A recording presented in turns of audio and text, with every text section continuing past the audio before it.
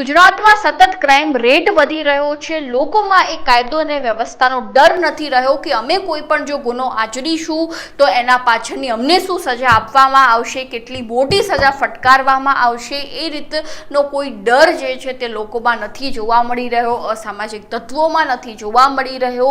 અને તે વચ્ચે જો આણંદની વાત કરવામાં આવે તો આણંદના નગરપાલિકાના પૂર્વ કાઉન્સિલરની સરા જાહેર હત્યા કરવામાં આવી છે। તે મુદ્દા અંગે ચર્ચા કરીશું આજે આ વિડીયોમાં। નમસ્કાર, લાઈટ 24 ન્યૂઝની સાથે હું છું મેક્ષુ ઠક્કર। તાજેતરમાં જ આણંદ શહેરમાં ચકચાર મચી જવા પામી છે, કારણ કે જે રીતે આણંદના નગરપાલિકાના પૂર્વ કાઉન્સિલર અને કોંગ્રેસના નેતા ઇકબાલ મલિક ઉર્ફે બાલાની જે છે તે બાકરોલમાં હત્યા કરી દેવામાં આવી છે। અને આ ઘટના સામે આવતા જ આણંદમાં પણ એક ડરનો માહોલ છવાઈ ચૂક્યો છે, કારણ કે જે રીતે વાત કરવામાં આવે તો તેઓ પોતાના નિત્યક્રમ મુજબ ઇકબાલ જે છે તે મોર્નિંગ વોક માટે નીકળ્યા હતા અને તે સમય દરમિયાન બાકરોલ તળાવના વોકવે પર ચાલતા સમયે કેટલાક અજાણ્યા શખ્સો ત્યાં આવે છે અને તેમની સાથે ઇકબાલ મલિકનો ઝઘડો થાય છે। અને આ દરમિયાન હુમલાખોરોએ તીક્ષ્ણ હથિયાર વડે તેમના ઉપર હુમલો કરી દે છે અને ત્યારબાદ ઇકબાલની જે છે તે તેની હત્યા કરવામાં આવે છે। ઇકબાલનું મૃત્યુ જે છે તે થઈ જાય છે અને આ ઘટના સામે આવતા જ આણંદમાં એક બાજુ શોકનો માહોલ પણ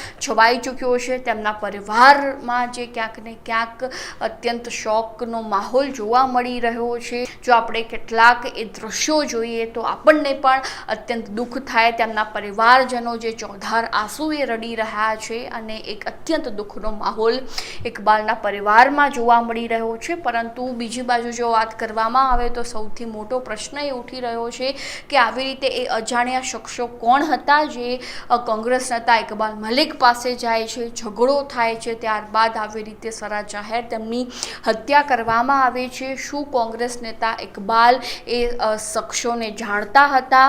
શું તેમની કોઈ જૂની અદાવત હતી? અનેક પ્રશ્નો જે છે તે આ હત્યાને લઈને હાલમાં જોવા મળી રહ્યા છે। પોલીસે પણ ચારે બાજુ તપાસ હાથ ધરી દીધી છે। તો હવે જોવું રહ્યું કે આ ઘટનામાં કયા આરોપી જે છે તે બહાર આવે છે। અને લાઈટ 24 ન્યૂઝ સાથે સતત અપડેટ્સ માટે જોડાયેલા રહેજો અને સબસ્ક્રાઈબ કરવાનું ભૂલતા નહીં।